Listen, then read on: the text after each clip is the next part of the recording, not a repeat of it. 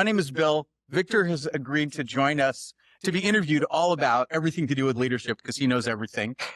And by the way, this is the first time that we've ever done like a live in person. Yes. So anybody watching, if something goes wrong, my apologies. We're totally winging it. Yes. That's the game. That's the spirit. That's the spirit. Yeah. It's Silicon Valley. So, go fast, break things. Yeah. Right. That's right. If you're in tech for very long, you break things. A lot of things. Yeah. See, it's not just me. It's him. He says it. I can use hand motions and like it shows up. This is wild. Yeah. So, the first question I always ask a guest is, how'd you get started in leadership? Like, I guess this is a very big question, right? So, I guess leadership is something that I would describe as just serving the community, right? Mm-hmm. So like, I guess we can start from there, like serving the community. So like even 10 plus years ago when I was in college and, like I volunteered to be committee and then workshop instructor for like photography club and a bunch of different clubs, right? So that's kind of like where I started, and I just feel like it's like scratching my own itch kind of thing, that when I wanted to have something but then no one is providing it, I want to just do it myself. And then we find out that there are others who want it as well. Yeah. So they started with like photography club, and it turns out there's a bunch of people who want to join. Then I also help with the like taekwondo club. And then later on, once I, get to work, I work a lot in the mobile space, like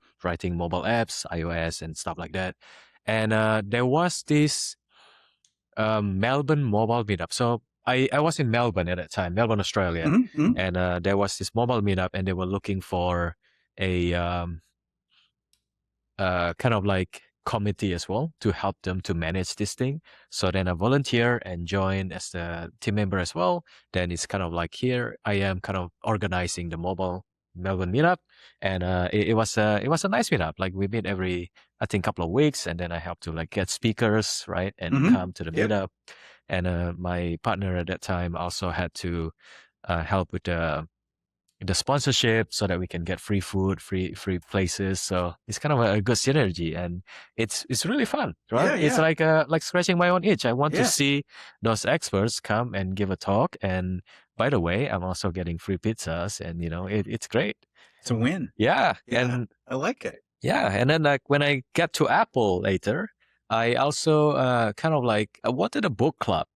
And there was no like Apple book club. So I started an Apple book club at Apple, and we ran that for many years until I decided, okay, I'm too busy now at Apple that I have to like give it to someone else. And someone graciously took it up, and it is still running right now. After I left Apple, it's great. So it's been running since 2000 and I think 2018. So it's been running for a long time, and it's really fun. So I guess the kind of like a true line there is like I try to find where is it that it's kind of scratching my own itch, that I needed something, I wanted something, but it doesn't exist. So I just like, okay, what should I do to kind of make that happen, and just sort of make it happen and just keep it going. Yeah, I like that. I like the creative aspect of that, where you're like, I want this thing, and I'm gonna and it. Fully admit that sounds kind of selfish. Yeah. Sorry. But it's okay, because in a way what part of your discovery process there is there's other people that want it, right? So it's not just you, doing your own thing. It's you're helping a bunch of other people. And if Apple's book club is still running today, then more than two people were excited about it. Yes. Yeah. But I want to push back a bit. Yeah. Like the framing of selfishness. I think selfish get a bad rap because people do selfish for their own thing. Right. But you can also do selfishness for the good reason, right? So for example, like this is me being selfish, that I wanted to have a book club because there was no book club. And then I created my own. It's my selfishness. Right. But it's just coincidentally that selfishness is also helping others. Right. So enlightened self-interest is what I would call that, right? That's Yeah. whenever people are like, you're being selfish, I'm like, no, it's enlightened self-interest. Yeah. Like yeah. to me, because, well, it sounds better for one, because Yes. it sounds fancy when you say enlightened. Yeah. But, yeah, I've run most of my life on enlightened self-interest Yes. because I'm like, oh, this is like, I want this. And, oh, here's the benefit to the other, whatever it is, Yes. Yeah. And so that's always and if I can't find the benefit to other people, I still do things. Like I raced cars for years. Yeah. Me being on the track was not a benefit to anybody else. However, I met a bunch of people that were into racing, and so I would go help them with their cars. Yeah. Right. So that was kind of a, like connected. I didn't start off trying to find people who wanted me to work on their cars, but I did start off with, I need to get on the track. And then it expanded. And so I was like, well, I'll. Did you race? Oh yeah. Super fun. Yeah. Well, what kind of race? So I started off doing autocross, which is just you against the clock in a coned off track. Yeah. That was the first thing which got me hooked. That was kind of, it's the gateway drug. Yeah. Yeah. And then, the next thing was, I had a, Triumph Spitfire. Spitfire. Yeah. In SCCA. I know the Spitfire of the plane. Airplane. Yeah, the airplane This Spitfire. is much newer than that. Yeah. So this is an early 60s British sports car. Yeah. 1,400 pounds. Wow. Super light. Yeah. 1,400 was mine was fully gutted. There was, and so I had to actually add weight because the car with nothing, like without adding lead into it, was like 1,300 pounds. How fast could you go with that one? Oh, it's not super fast. It's a 1,200 cc motor, something like that. Yeah.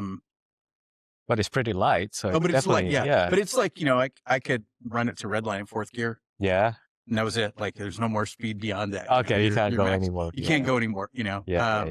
Aerodynamically, I don't know how fast those things will go. And I'm sure someone somewhere has made them go faster. Yeah. Once you hit red line, and there's not that many racetracks where you can hit red line in fourth gear. Yeah. But it was super fun. I was like, it was a blast. So you were trying to get into racing and then you had fun there, but then you also had fun working on the cars. Oh yeah. Totally. So you kind of like go and help the others. Yeah. Yeah. Yeah. And I wrenched for 7 years on cars. Nice. Yeah. Nice. And that was fun. Yeah. You're the second, kind of like a tech leader I've heard that also enjoy racing. You must know DHH, right? Oh yeah, of course. Yeah. Like he's like whole other level that I'm not going to Le Mans. A, they're going smoking fast, and B, oh my God, that's expensive. Yeah. Right? Yeah. That's right. Yeah. So it seems like there's a trend there. Well, here in Silicon Valley, there's actually a lot of guys that are in tech that race. Okay. It's actually, it's just nobody talks about it. Yeah. And the tracks aren't right next door. Where is the track? What's the closest one? The closest one to us is, it's probably Laguna Seca down in Monterey. Is probably the closest one. Yeah. That's a super fun track to drive. And then, up in Napa, I don't know what the name of the track is anymore. I think it's called Napa Raceway now or something like that. So it's like a 1.5 hours south or 1.5 hours north. Yeah. But not really like anywhere here. Yeah. Well, super close is like you can go go-karting. Yeah. Which is great training. So, that's always super fun. Yeah. But yeah, so, racing is super fun. However, fair warning, it will eat all your money. Yeah. I stopped when I was like, I'm not only am I broke, but all my credit cards are maxed out. Oh no. And I need to pay rent. So yes, we need to get sponsored, right? Yeah, I needed, but I was doing amateur stuff, right? And so my sponsor was the shop that I worked at. Yeah. Paid for all my parts. Yeah. Right. Which non-trivial, but like I had to buy gas and tires. Yeah. And, tires are expensive. Very expensive. Yes. Yeah. And gas too nowadays. Gas is expensive. Even back then it was expensive because race gas back then was like 3 times as much as pump gas. As in like, are they using different compounds? Oh yeah, it's totally different. Yeah, it's a very specific kind of gasoline. You can't just like buy it. Pump. It's, the stuff that we ran was, 105 octane. Yeah. That's much higher than the 90 plus. Yeah, it's much higher. Yeah. Yeah. I wouldn't have tried to run regular gas in the car. It would have screwed up the motor. Oh, Because no. it's a much higher compression ratio motor. Yeah. Which modern fuel injection can handle just fine with street gas, but that was a carbureted car. Yeah. With no knock sensors, and I would have blown a piston or something. Yeah. So, Yeah. yeah. I can totally see like a LinkedIn post, right? I used to race Spitfire, and here's what I learned about B2B SaaS, right? Probably the most important part was stuff will break. You will be working on it in the middle of the night for the next morning delivery. Oh, it's the same thing. It's exactly the same thing. Yeah. That was, because, the car's got to be ready for the next day. Yeah, that's and right. Same thing is the production system got to be ready. Exactly. Got to be ready because we have, clients that they're going to come in the morning. It's the exact same thing. Exact same thing. Yeah. You come into the office and you're super blurry eyed. You got 3 hours of sleep. And you're like, okay. It's funny how things transfer. It's exactly it. Yeah. Yeah. Like you mentioned on our first conversation that you were really impressed by this book called The Scout Mindset, right? Oh, God, yes. Yeah, and I started reading the book. So you did? Excellent. I'm maybe like halfway done through it. Yeah. But it kind of makes sense, right? Yeah. Like you gotta see what's in front of you, and you just gotta accept it, and not like trying to present or project your sort of like inner biases towards it. I think that's really it. Yeah. Well, and also I like the adventure of the exploration. Yeah. Like for me, being at a company where it's really slow growth is I hate it. Like it's just so emotionally draining for me because I'm like, we could move ahead really fast. Like if we were at a startup, like we would have made the decision yesterday, we'd be looking at 2 weeks of coding time and we'd get a feature out for a client. Yes. When you're a really big company, they're like, yeah, we need to talk about it in committee for a month. And then, in my back of my head, I'm screaming. I can't handle it. Yeah. We were talking to one of the enterprise potential partner, and they were saying how they do once yearly planning. And then anytime you want to add more things, we got to wait for the next planning cycle. And it's like, wow, that's so like Apple. Apple also do that as well. And Apple may be the only company in the world that can pull it off. Yeah. Because, Apple, maybe Salesforce and Oracle. Yeah. Like you have to get to, you have to get to a certain point. But even then, I'm like, how close is Oracle to losing their database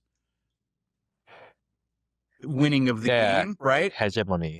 They're like, I could see them losing it in a heartbeat.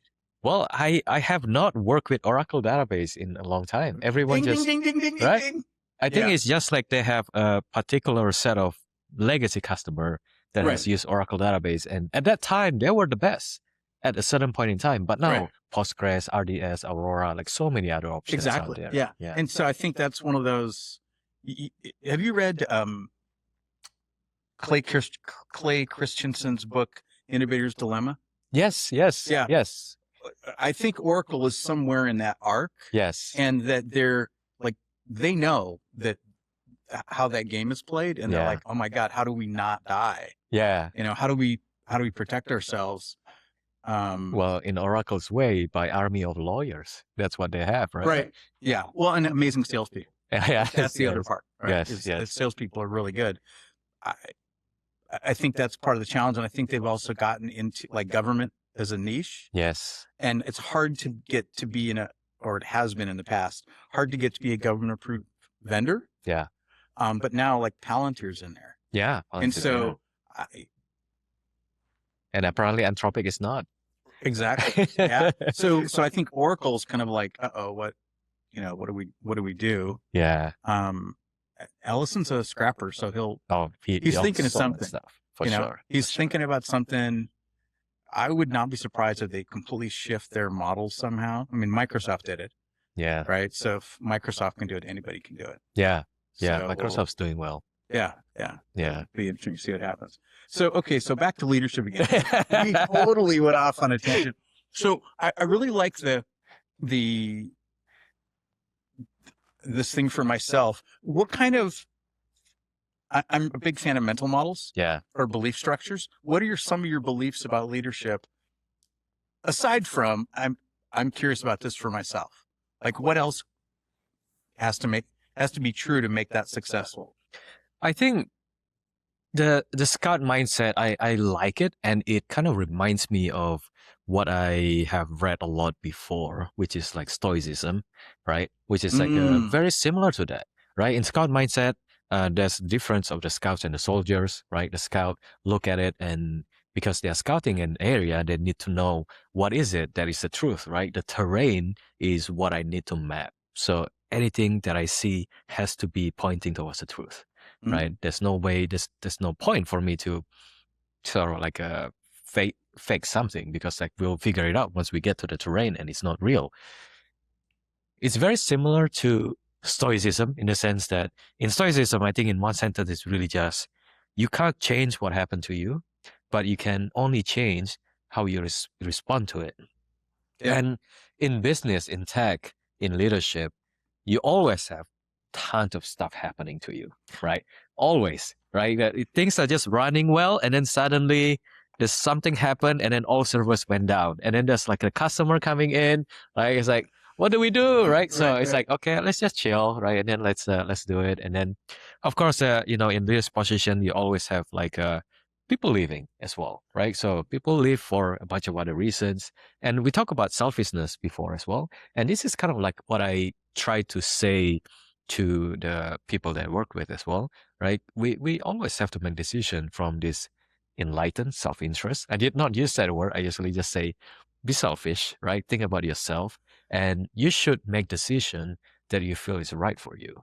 And if you feel like this current company that we are is not, that is not scratching your itch, then of course, feel free to live to somewhere that scratches your itch. Everyone have different itches, right? And it's like not panicking. I think that's the word for it, right? It's like the scout will look at the terrain and then look at it. Oh yeah, there's a ditch there. Like, okay, my army can probably get stuck there, but that's fine. We first have to know what the terrain is.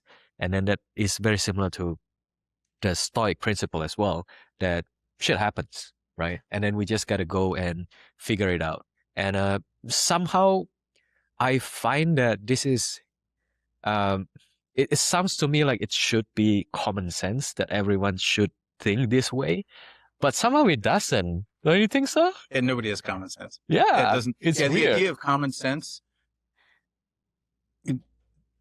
people say common sense, but then they look and they're like, yeah, people don't know that. Yeah. It's just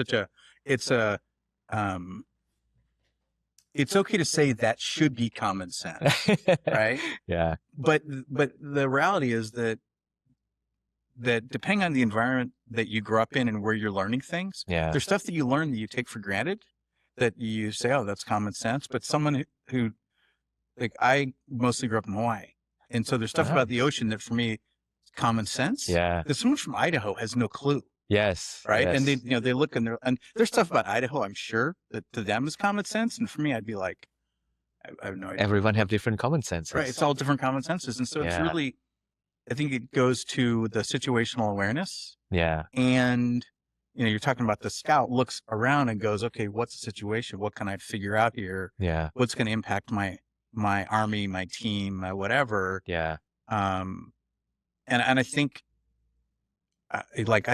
from a macro level, I would say that common sense is like situational awareness and figuring out how do you match what you're observing to your library of existing patterns. Yeah. Because it's all pattern matching. Yes. And so the more unique patterns you can acquire, then the more you can go, oh, this is like that thing, or this is like 50% of that thing, and then 20% of this other thing. Yeah. And then 30% that's completely new and different. And I got to figure that out. Yes. Right. Yes. And I think that's I think the common sense game is really putting all those different patterns together. Yeah. Yeah.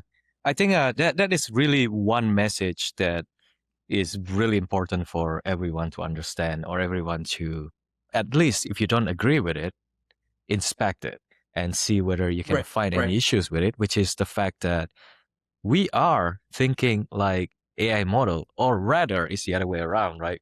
People find out about, or people invented this neural network because they look at how our neural works. That's why they call it the neural networks, Mm-hmm, is mm-hmm. that it's all just neuron connecting to each other. And how do you train an AI model? It's by giving it a bunch of examples, giving it a Right. bunch of inputs. Yeah, yeah. And human, like you say, a model that is trained in Hawaii will have a lot of information about the trees, the sun, right? The ocean. Right. But a model that's trained in Seattle, just gonna see rain and cloud all day long, Yeah. right? So it's like what sort of model that you have running in your brain right now, right? And you have the status quo, which is what you have as you grow up, right? Mm-hmm. And then two is, where do you want to take this to? Like, for example, I grew up in a small town in Indonesia, Mm-hmm. and it was very similar to Hawaii in the sense that we have oceans thanks to us. Mm-hmm. I live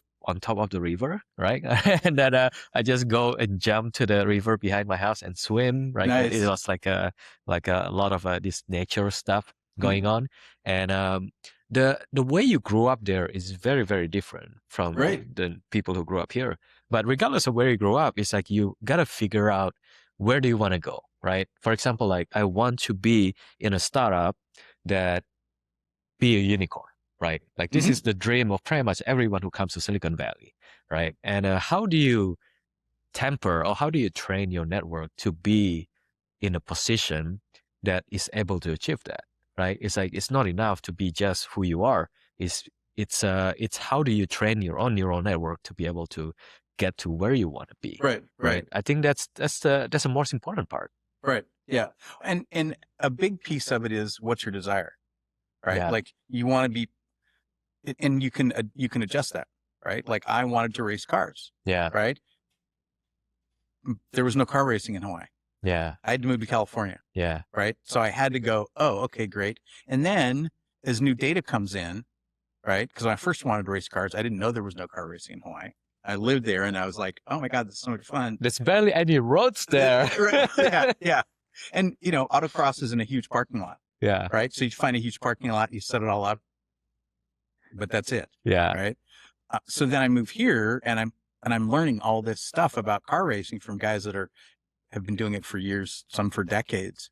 And it's a whole new set of patterns I've got to learn, right? Yeah. And it's, and then sooner or later, around the money. And then my desire was, I want to pay my bills, Yes. right? Because all of a sudden your priorities change. You want to be or found a startup that's going to become a unicorn.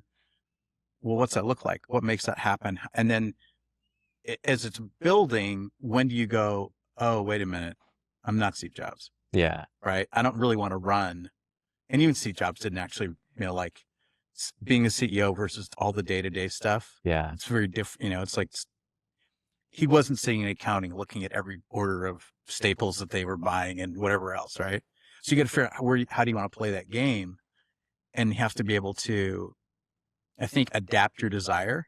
And you talked about people in your team, they might decide they want to leave, or maybe they want to change the role in the company. Yeah. Again, it's making it okay to talk about what's your desire. Yeah. Right. Yeah. And having that be, I don't know if the Stoics ever really talked about desire.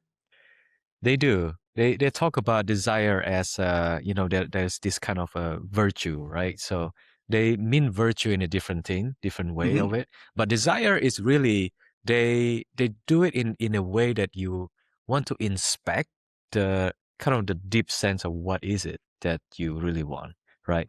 So it's Yeah. less of a very surface level desire. For example, if I just say, hey, I wanna have a Ferrari, that's kind of like a Mhm. very surface level desire. But then once you inspect it a little bit deeper, why do you want a Right. Ferrari? Exactly. Right? It's like people have this kind of 5 whys, and I don't know if you need 5 whys to get to the Ferrari. Maybe it's just the second level. You already figure out, okay, I want a Ferrari because people respect people who have a Ferrari because they think they are rich, right? Yeah. That's yeah. It's a status symbol. Right, That is right. a relevant good that you want to get to. Right. So I think this self introspection is really what they call the Stoics meditation. That is like you want to get through your day, and then by the end you wanted to see what you have done and kind of dig a little bit deeper into this. Mm-hmm. And what's interesting is like there's this guy Mark Anderson. I'm sure you know, like A16Z. Oh yeah. Yeah, and Andreessen, yeah. yeah, Andreessen, and he just recently said that he does not do any introspection. Like, wow, he doesn't really double check his decisions and what he thoughts, because he said I move so fast that I don't have time to rethink, right? And there has been like a sort of a split in the kind of tech community over that sentence, over that comment, because a bunch of people are saying, yeah, see, this guy is like a billionaire, right? He's like founded so much stuff, and like he doesn't even think, so I shouldn't think either. And then sort of the other way is like, oh, maybe that's just what he said. Maybe he does think, maybe he does do a lot of self-introspection, but he just doesn't really label it that way. Right. Yeah, as you're talking about that, in my head I was talking Warren Buffett.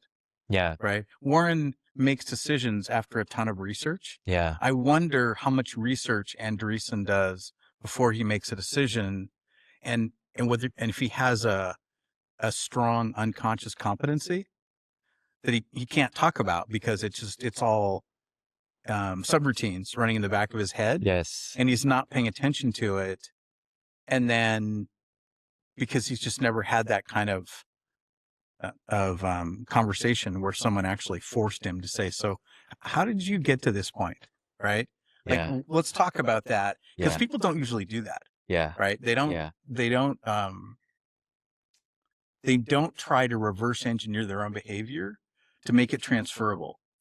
I think there is a little bit more towards it, that once you achieve a certain level of success, people tend to over index on what you say, right? And then put a lot of points on whatever you say, no matter how mundane it is, right? So of course, I don't know Andreessen, and it might be that he, when running A16Z, he is looking after like thousands of deals every single week, right? Mhm. And he will have his partners, analysts, everyone do this research for him. Right. Exactly. Yeah. They will go through everything, due diligence, everything, and will just give it to him. Like, hey, Mr. Andreessen, here are the list of things that we might want to invest.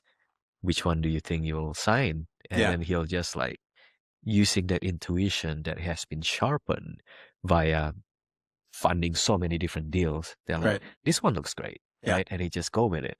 It's just kind of intuition that you are talking about. Yeah. Yeah. And it's I always think about knowledge transfer. Yeah. And I think about scalability in terms of knowledge transfer, because I want to know that if I get sick or get hit by a bus, my team will still be successful even though I'm not in the room. Yeah. Right. Yeah. And so I want whatever it is that I've been doing that helps everybody operate well, I want them to know how to do it without me being there. Yeah. Right? Which means you have to be able to break stuff down into a very granular system, because otherwise they're not going to get it. You know? Yeah. It's like it can't be,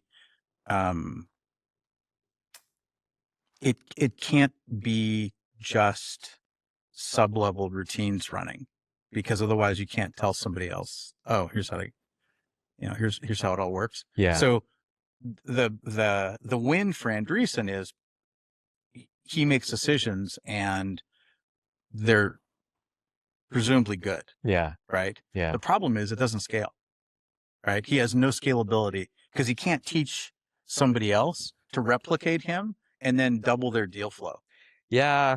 And that's and plus if he gets sick, Yeah. or he gets hit by a bus, I agree with you that knowing the principles, right, of how someone operates. Yeah, Actually, yep. one of the big investor, I forget what his name was, the one who ran BlackRock, I think, that he wrote a book called Principles. And Principles is Ray Dalio. Ray Dalio, yes. It's not BlackRock. It's not BlackRock. It's one of the Ray Dalio. Yeah, Ray Dalio Principles. I read the book. Principles. So that's exactly the point that you were making. That Ray Dalio wants to codify all of Right. his decision-making processes so that anyone in the company can go and execute on those principles, right? Right. That's Exactly. really the thesis of the book. But I don't know if I have ever seen that happen in real life, in the sense that, for example, I was at Apple for 7 years, and the person that I respect the most at Apple is really Craig Federighi, right? The software engineer, the SVP of software. And like it's great. Like he make a lot of really good decision and very smart and all that. And he have been at Apple for I don't know how long, right? And somehow no one operates like him, as in like his way of operating, right? Mhm. It's so special, it's so great, and that's why I think the other parts of the business not doing as well as like maybe parts of he does. But I won't go too deep about Apple, but I think I want to bring it back to like Yeah. what you say um about let's say in my own company, right? How do I train? How do I get my organization or my people to be able to think like me?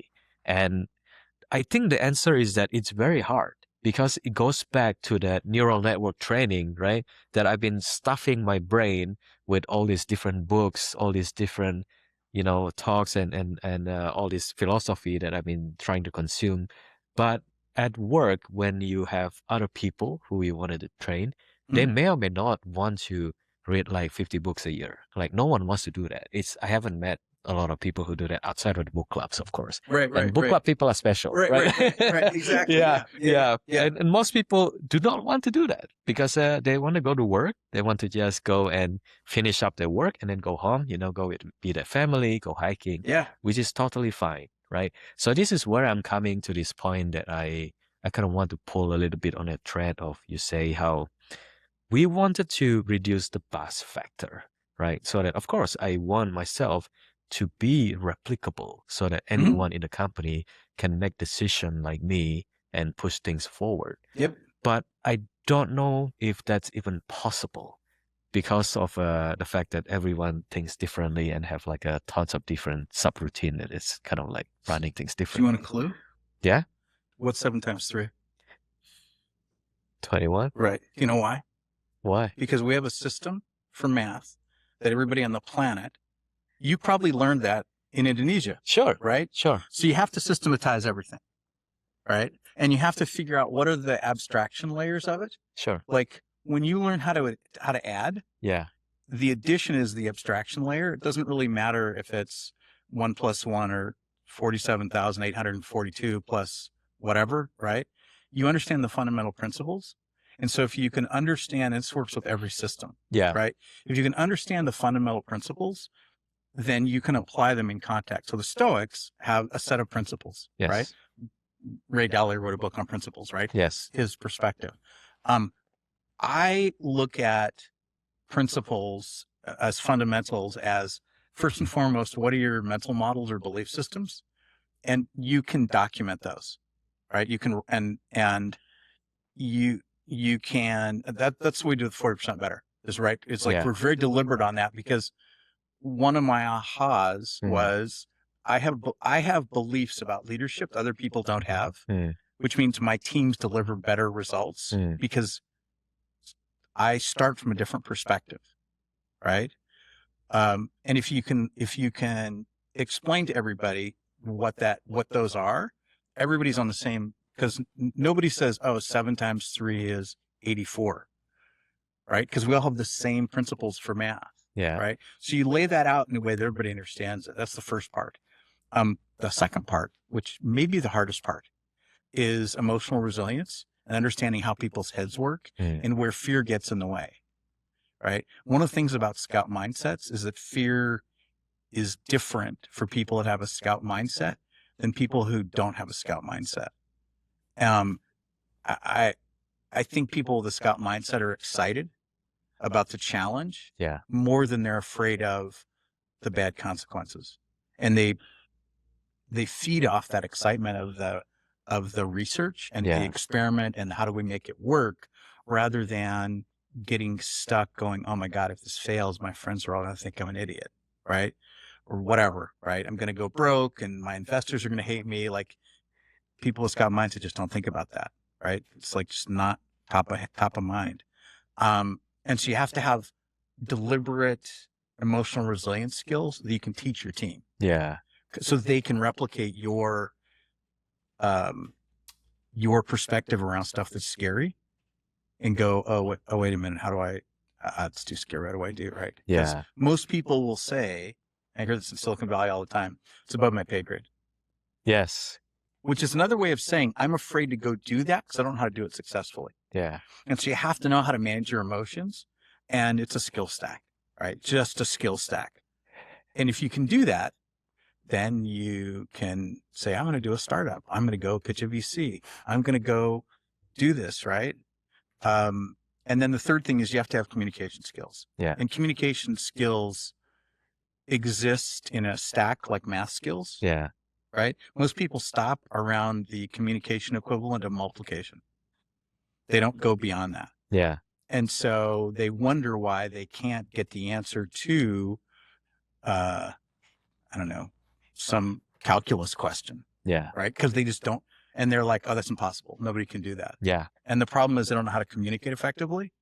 And this was one of the things that I figured out years ago was it's not what I know, it's how I communicate it to the audience. Yeah. Right. And when the audience totally gets it, then everything is easy. Yeah. Right. Of course. And then the other one, the fourth part is understanding power dynamics and how most people misunderstand power dynamics completely. Like, the guy that drives the Ferrari, he may know how to buy the Ferrari because he has the money. Yeah. But he never goes to track events because he doesn't know how to drive the car. Mm.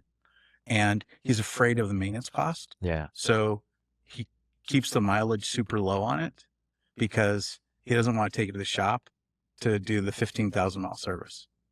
Right. So there's all these different parts that come into there. You have to be able to like break down into little bits and pieces. And the power dynamics, all of a sudden you've got somebody who they can drive the car. Like they can flog the daylights out of the car. Maybe they can't afford the car. Right. You could be at a tech company and be able to, as a much lower on the totem pole, walk into a meeting with the C-suite and everybody listens to you because you can talk about the tech in ways that they're like, oh, number one, he totally gets the tech, but number two, he can put it on my level. Yeah. Right. And that translation is insanely valuable. Yeah. Yeah. That's very, so very if you can break it down that way, you can replicate yourself.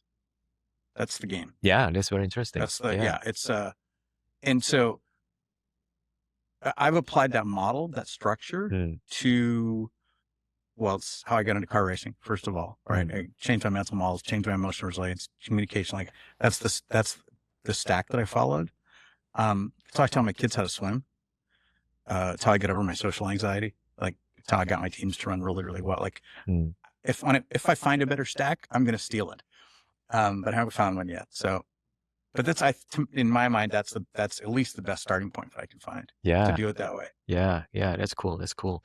So there is, I agree with what you're saying, right? I think there might be something a little bit deeper in there, like another variable there. So in this book, tell me, I want to add it. Yeah. Let's add it. So in this book called Range, I forgot who wrote it, and it's a pretty big book, Why Generalists Perform Better. Yep. And he mentioned how, I think it was Epstein, but not the other Epstein. Yeah. David Epstein. Yeah, that's the guy. So he mentioned how there is two types of games. So he basically, everything's a game, right? So there is a game that is called the kind games, where whatever you do, it's the same thing over and over, like math, right? So when you do 7 times 3, you will always see 21 because it is a kind game. Every time you do it, it's the same kind. Chess is the same thing. Go is the same thing. Even to some extent, basketball, golf, those are kind games. Right. So the one with the kind rules, those are the ones that you can easily or much easier set up principles and set up like steps, and you can do a lot of things. But then when you get to stock market, right, or running a startup or those kind of stuff, it becomes an unkind games where it's chaotic, right? The rules that you set up before, all the principles that you set up before, will keep on being challenged and keep on being changed. And maybe one of the things that I want to pull as a example to see, how we can think about it is like the AI coding part, right? So AI coding last year and even now, there's still a lot of people who are very resistant to it, right? Mm-hmm. And resistant to it, of course, is like AI is hallucinating, is writing bad codes, right? It's doing this, it's doing that. There's a lot of pushback against it. And Mm-hmm. then at some point, they crosses a threshold where then people started to accept it more, right? But then those are the people who are kind of like pushing back. A lot of it are basically a lot of it are senior people because they have been doing this kind of um, clean code, good structure and all of that Yep. for many years. Those are the principles that they have been teaching, they have been taught, right? Mm-hmm. A lot of books there. But then when it comes to AI, you can't really enforce all that much anymore because then your competitor is moving 2,000 times faster than you, right? So the rules get changed. So this is what I mean by kind of like the chaotic environment, right? Mm-hmm. So how does this play with like the intuition and the principles? Because then we have to keep on redoing it all. So one of my hypotheses is that things look chaotic until you get to a high enough level to look at it. Like back to Hawaii, right? I spent a lot of time in the ocean. I spent a lot of time surfing. One of the things that I didn't know until I moved to California is that I see patterns in the water. Every surfer sees patterns in the water, but someone from Idaho, and they come in there and it's chaos. Yeah. Right. Because they don't have the right pattern matching ability. They haven't learned it. And so part of it is you have to be in the environment. Part of it is you have to, in the ocean, you're basically tuning your eyeballs to seeing textures and color gradients that are different that you don't notice so much, like you're looking at a swimming pool, right? Yeah. Swimming pool doesn't do that, right? If you grow up in Idaho, you don't get the advantage of seeing what the ocean looks like, right? And so when you go to Hawaii, you're like, I have no clue what's happening. This is terrifying, right? Yeah. It's chaos. And so in this environment, you have to figure out, okay, what are the patterns? You've got one of the things you're talking about there is Jeffrey Moore's crossing the chasm model, yes, right? Yes. So you've got early adopters, the super early adopters, and then you've got the chasm. Yes. And then you've got the early main part of the curve. Yes. And you're always going to have people on the tail end who don't trust cell phones. Yes. Right? They still have a landline in their house. Yes. And they never get text messages because their phone doesn't get, right? Yes. And so you have to just accept that, right? And say, okay, how do I really take care of the people that are early, wherever we are on the curve, and help those people that are the laggards that are scared, back to fear again. Yeah. Help them get comfortable in a way that it's they don't feel threatened, right? Where they're like, oh, I hadn't thought about that way before. Like, it's like if you're taking somebody surfing in Hawaii for the first time, you take them to Waikiki, you put them on a really big board, you teach them how to stand up on the beach, and then you push them onto the wave because they can't see the wave themselves, right? They can't see the pattern well enough to get the timing down to catch the wave. And so if you watch the guys that are the instructors there, that's exactly what they do, right? Is they leverage their pattern recognition to give people an advantage and a leg up. So it's kind of, it's like you wrote a book called Surfing for Dummies. That's what it would be, right? Yeah. And so right now with AI, that's kind of what we need is, okay, here's like, I've experimented with AI a bunch, right? I've had a bunch of places where I've been like, oh, the results are horrible. Because I'm like, clearly nobody's fed this thing good data, because I'm going, it's actually not true. Like, that's a hallucination. I know it's a hallucination. But then other places, I'm like, oh my God, this has been amazing. This has worked out really, really, really well. Yeah. And so it's giving people the wins. Like surfing in Waikiki, the win is you get to stand up on a board on a wave. The fact that you didn't paddle for it is almost irrelevant, because the win is you got to feel the sensation of riding because the instructor pushed you, right? And then you're like, oh my God, I'm riding a wave. This is amazing. And once you get hooked, you want more of that fix, right? And then you get to a point where the instructor yells paddle, and you paddle, and then you get on the wave. And you're like, oh my God, I paddled myself into a wave. And granted, they're tiny, but you're getting that win, and then the next win, the next win, the next win. And so it feeds your dopamine cycles. And it's the same thing with AI. Like first I was super frustrated. I was like, this sucked. I can't get what I want. And then I found a place to go get a win.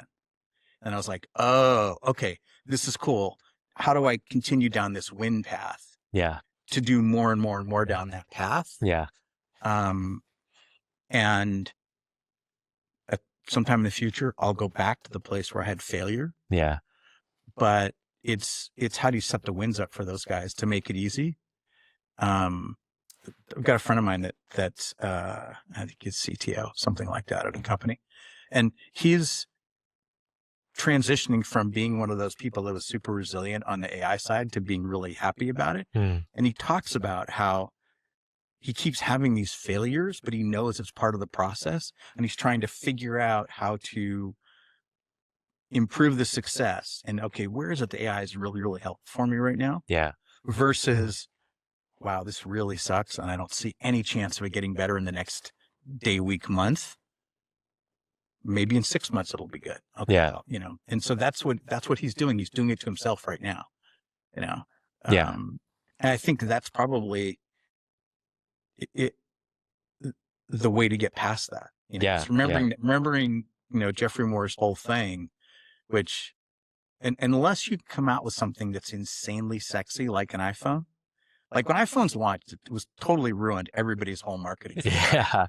But also when iPhones launched, it was really like that part of Jobs' genius was he put together a handful of things that were all like everybody understood telephones. We all understood cell phones. Yes. We all understood music already because they had the iPod, right?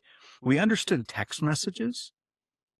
And arguably, we even understood the App Store infrastructure because every other mobile carrier had an App Store. They sucked, but they still had them.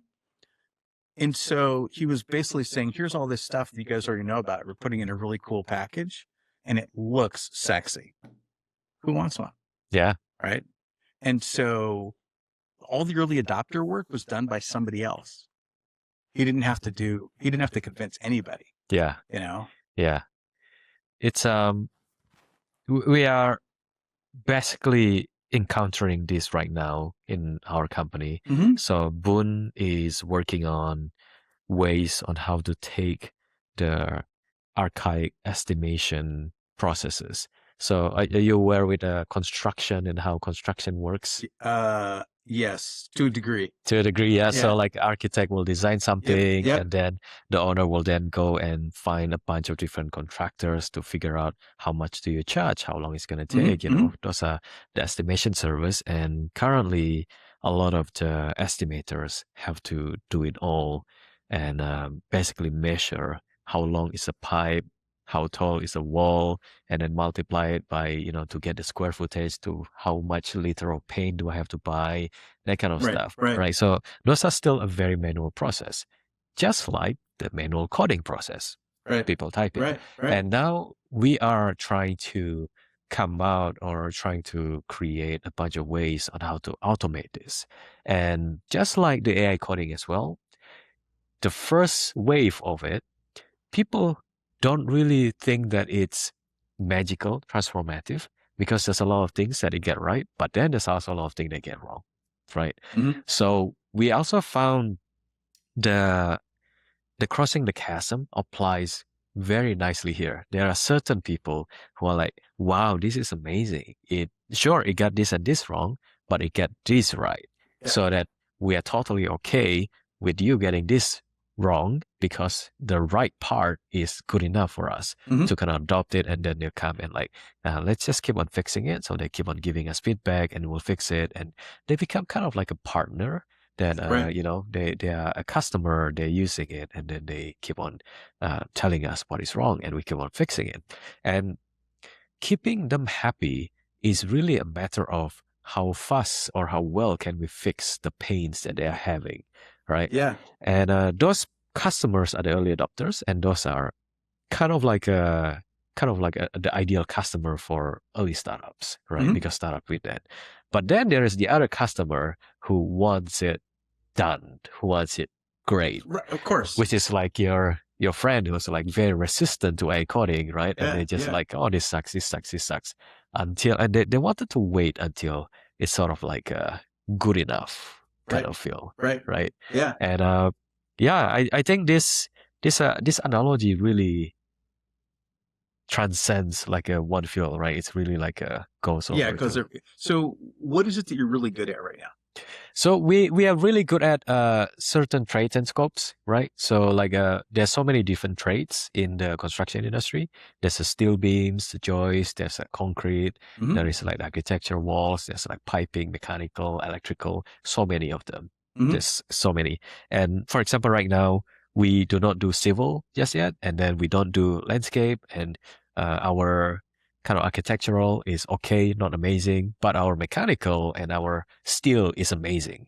So currently the people who are really enjoying it and who are like quite wowed by it are the people who their main task, their main job, their main company is doing steel, for example. So So barn dominiums. sorry? Barn dominiums. Burn the medium? Barn dominiums. What does it mean? Oh. So barn dominiums are it's a um it's a steel frame, metal skin building, like a metal barn, Oh, but inside of it you frame it up and put it in windows and build your house. And okay. so so the combinatorial there is you have to be able to scope out the outside. Like there's a bunch of companies that do steel buildings, Yeah. right? And they all have they have building estimators, Yeah, right? decimeters. Yeah, Yeah. so I can go into one and I can say I want to build a building that's 30 by 40 and it's 2 stories tall Yes. and I want this kind of a roof and I want this number of Yes. windows and doors, like all that stuff, right? And you'll come back and say, here's the frame pieces you need. Yes. Here's all the skin that you need, the metal skin, Yeah. a variety of patterns.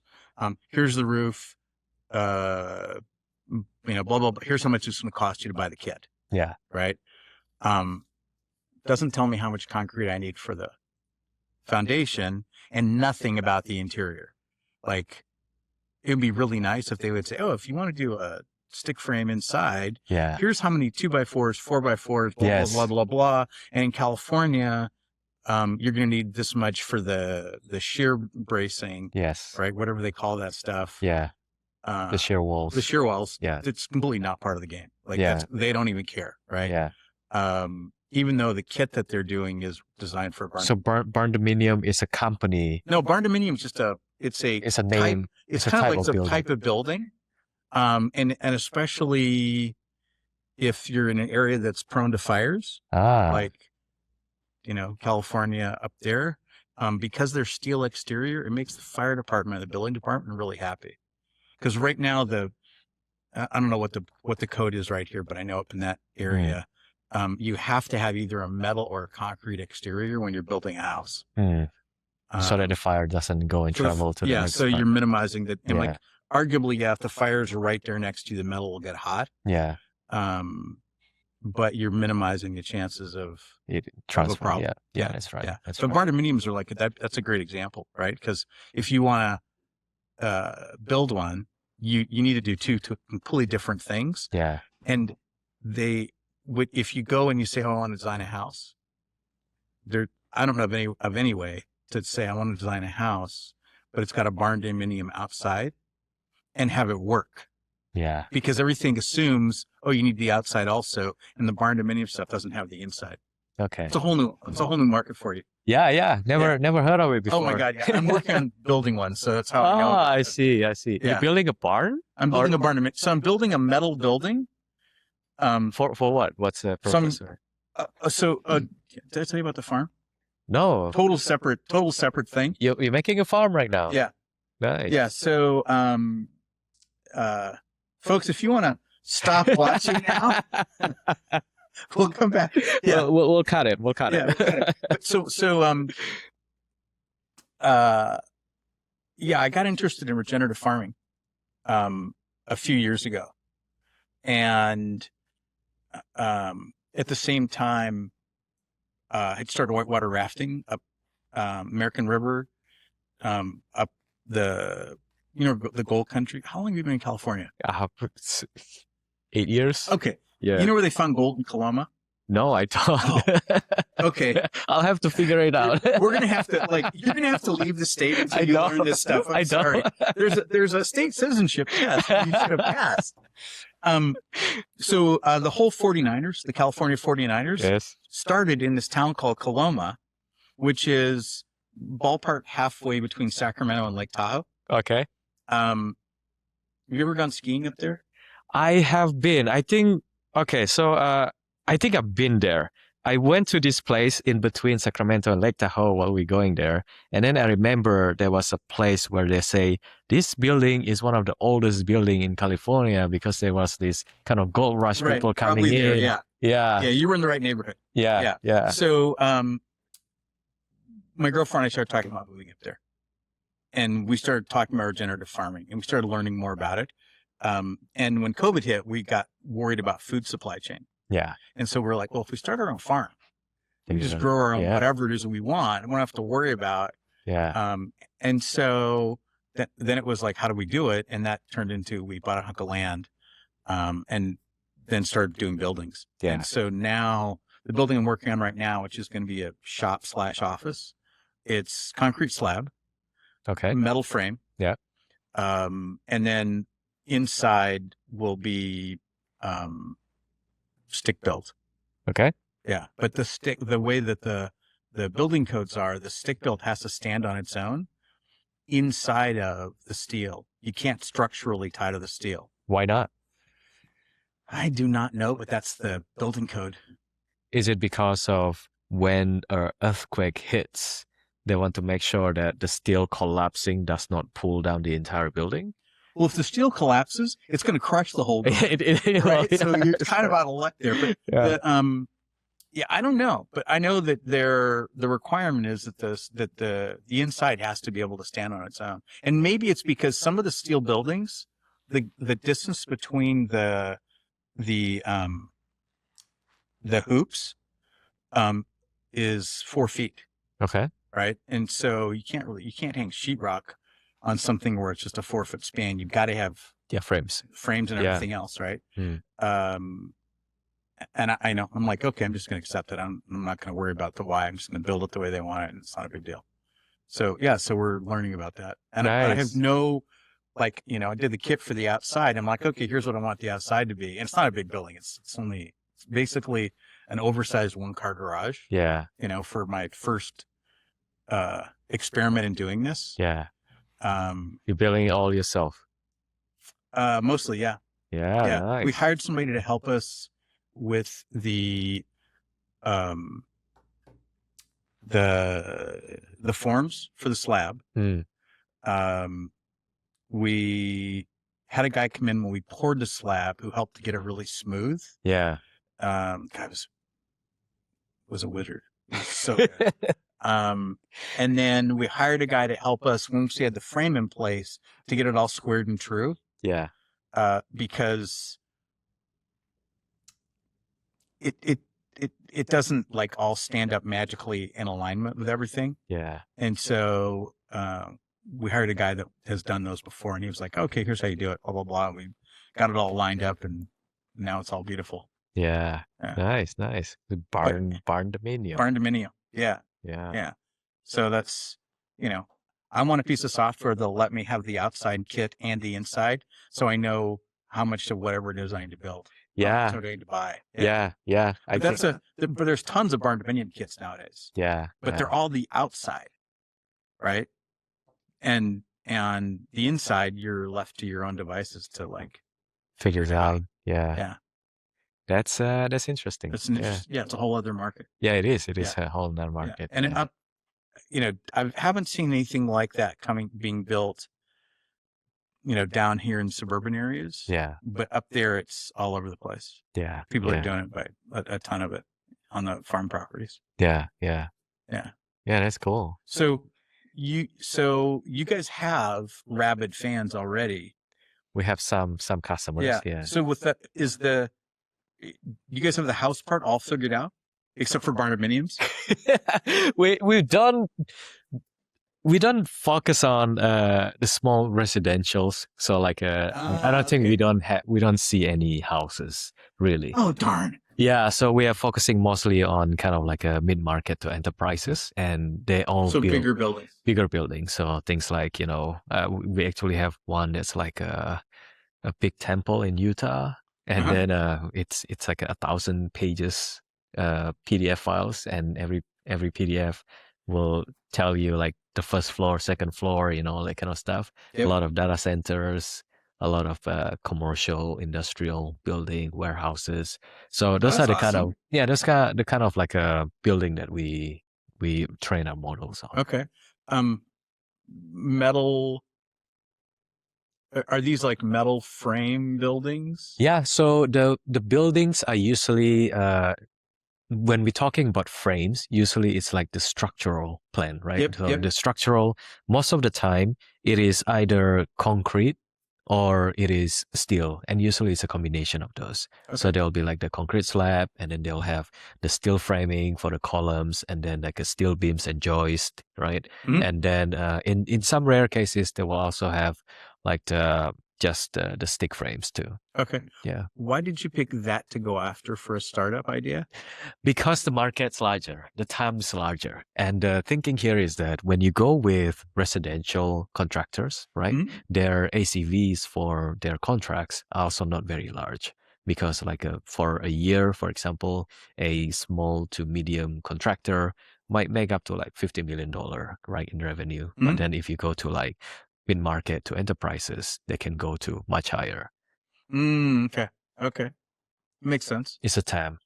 Yeah. Yeah, and whenever you talk to investors in the startup market, they'll ask you, "What's your TAM? What's your SAM?" Right. Right. Okay. Yeah. That makes sense. That makes Yeah, sense.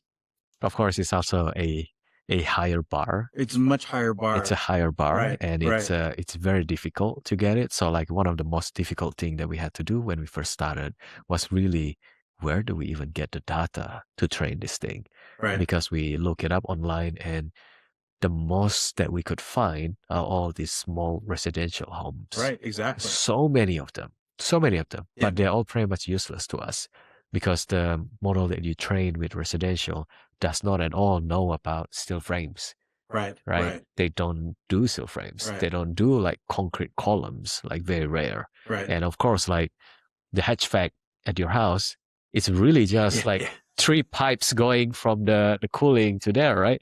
But in a Yeah. hospital, oof, the HVAC is super complex. Right. Right. Well, plus they care about air quality, Exactly. cleanliness, and Yes. bacteria, and Yes. yeah, all that stuff. Super And complex. thermal also. You got to be really careful about the temperature loads and everything in the That's right. household. That's right. Yeah. So there is a lot of this kind of very hard problems and very hard learning curves that we have to resolve. Right. Yeah. It's really, really fun though. I learned a lot about Good. construction. Okay. Yeah. Yeah. That's interesting. Did you guys start with big buildings, or did you start with like initially with like houses, or what'd you start with? No, we started directly with commercial and industrial. Okay. Interesting. Yeah, it's interesting. So it's kind of funny how we went to construction. So when we first started this company, Mhm. it was in logistics, trucking. Mm. So we built a lot of uh, tools, AI tools for trucking companies, right? To track where their things are going here and there to kind of help automate their invoices because they all just receive like emails and we'll pipe the email to our software. Then we'll extract whatever it is, pipe it to our AI so that it derives the insights, right? So they Mhm. don't have to do it manually. And then we had a quite good success there. We raised Series A by tracking, right? Mhm. And then later on, we wanted to expand our market to not just trucking. So we were thinking of, okay, who is it that would have the things that are similar to trucking? So if you think about trucking, there are really only 3 things that they have. One is the order, right? They need to carry from A to B, the order, Mhm. the load. 2, they have the vehicles, right? And 3, they have the drivers.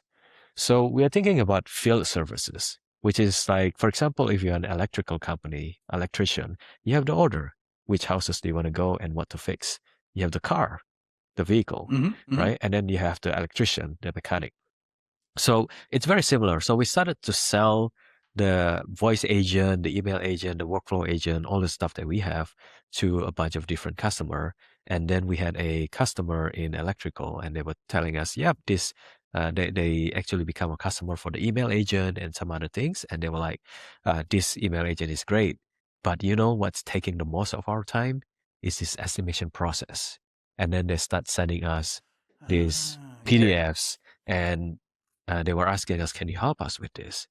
At that time, we do not know anything about construction. None of us have ever been in construction, aside from, of course, like building your own house and things like that. But that's, like we discussed, very different. So the customer sent us a few plans, and then I just go and prototype them, right? And I use whatever that I can, build some prototype, show it to them, and they were like, wow, this is actually better than I expected.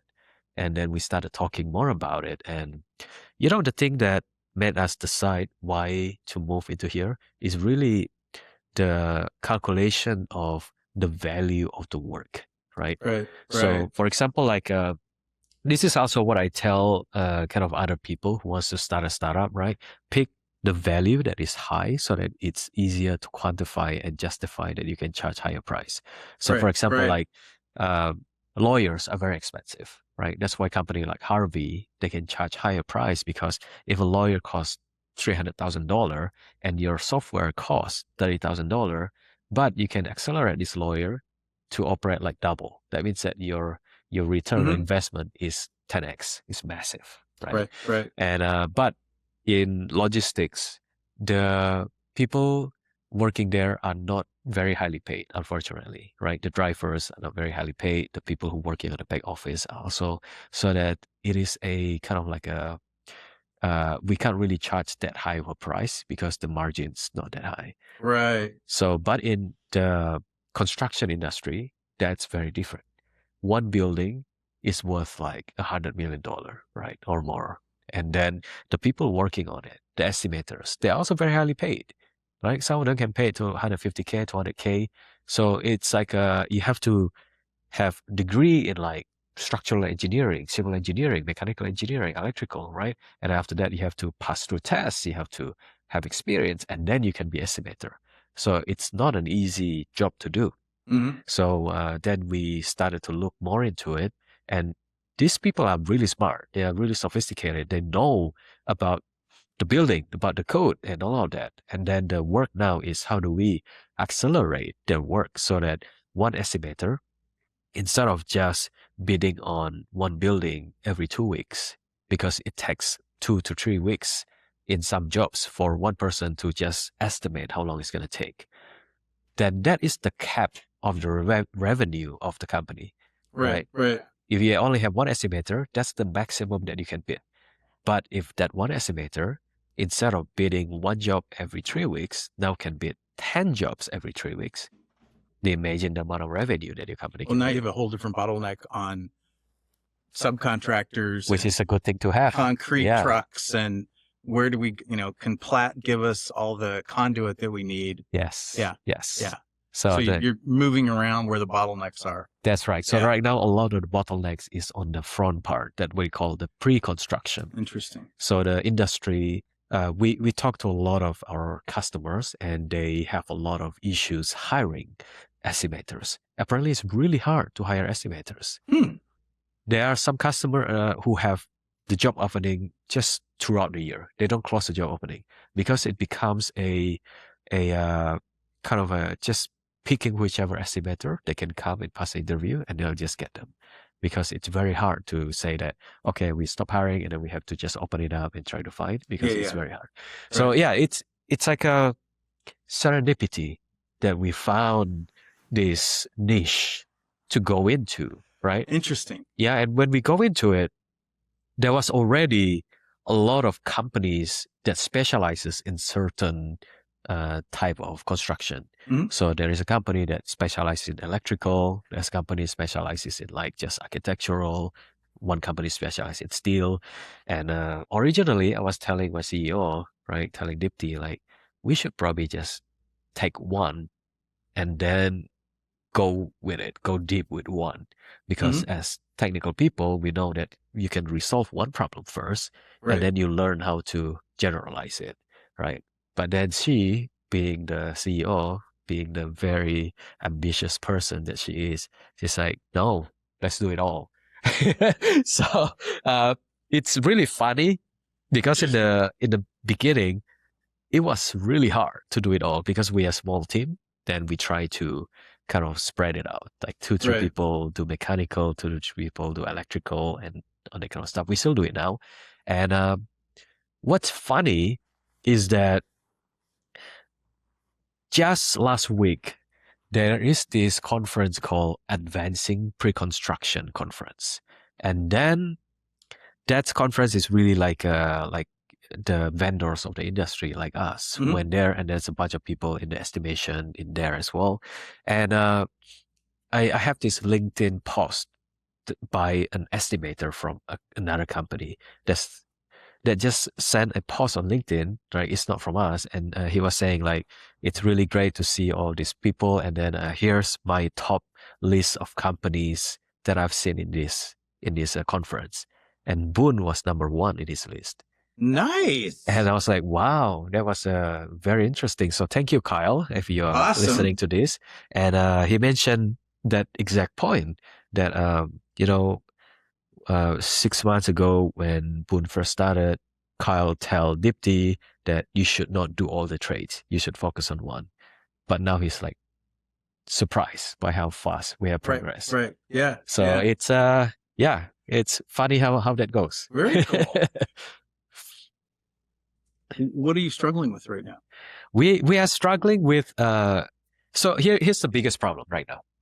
All the frontier models, right? ChatGPT, OpenAI, Google, everyone, self-driving car, they are all focusing on 2 things. One, the frontier model are focusing on text, right? So LLMs, they are very, very good with text. And then just recently, they become multimodal.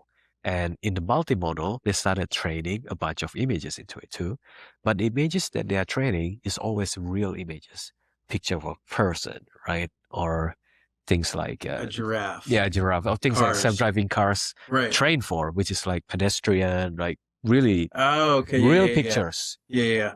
But we don't care about real pictures. We only care about construction plans, which looks nothing like real pictures.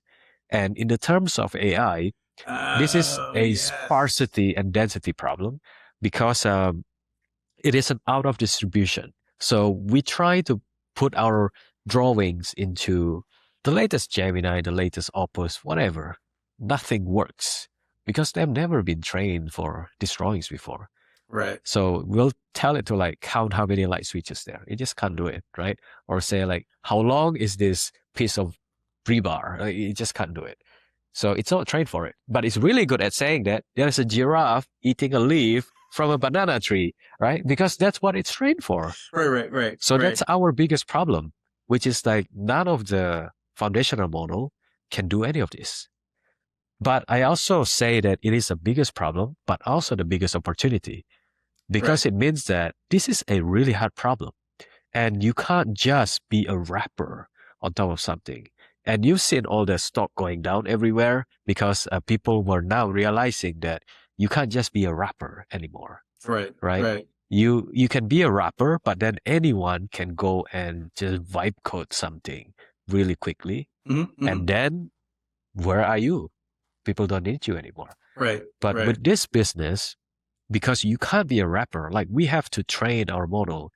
Like we have a lot of people hired to just help us train the model. And thus this becomes like this IP that we have that you just can't easily replicate. Yeah, that makes sense. Yeah, but of course, it's really hard to get started. Right. Well, as you're getting better at it, like I would love to be able to go to one of the places where I'm looking at bardominium kits. Yeah. And be able to like, okay, what's the inside? Like, how do I get the inside? How do I have a guess and how much lumber I'm going to need for the inside of the building? Yeah. And right now, I can't. Yeah. I got no way to do it. It's completely opaque because I can't go to the other side to a regular stick built thing because it gives me all like, oh, you need all this for the outside skin. I'm like, no, I don't have an outside skin anymore. I don't need shingles, Yeah. you know. Yeah, that's interesting. The So windows are already there, you know. It's like yeah. I want Yeah. both sides. I'm sorry, I'm greedy. I want it all. Yeah, that's right. But I think AI will get there. For it sure. will, but yeah. In the meantime, I'll just like I have to just Try math it out myself on paper, and you know. Yeah. Luckily, my girlfriend likes to draw that stuff out. That's great. And so she does it on graph paper and figured it out. She's like, oh, we're going to need these many 2x4s that are 10 feet long and blah, blah, blah. Yeah. Okay, cool. Shopping trip. Go to Home Depot. Yeah. Yeah. Rent a truck. I have a truck. Oh, great. So you don't need to rent it anymore. I had to buy a truck. That was one of the early things I realized was you need a pickup truck. Yes. Yes. So I rented a couple times and I was like, this is a pain in the butt. Yeah. Whenever I need to do my work at home, I always do that as well. Like you have to do the 3D planning, 3D models, and then after that you make the decision. Okay, here's how much wood that I need. So luckily the softwares are really good in the 3D drawing, right? And then you just export. Okay, I need this how many 2x4s, how many, and then just go Home Depot. But I don't have a truck, so so I have to go rent it. Yeah. Luckily, it's pretty cheap. It's like $19 for 2 hours. And you probably aren't that far from Home Depot. Yeah, it's really cheap. We're one way. If I'm not in the truck and I'm not carrying anything, it's 30 minutes. Wow. Okay, that's really far. If and it's a super twisty road. Yeah. Awesome if you like sports cars and driving fast. It's like I have my own racetrack that I can go on. Yeah. But the truck is not a handling machine. So yes. Especially when you're towing. So yeah. Okay. I'm going to stop the recording because this has been awesome. Yeah. Thank you for the conversation and everything. Yeah. We can keep talking for hours.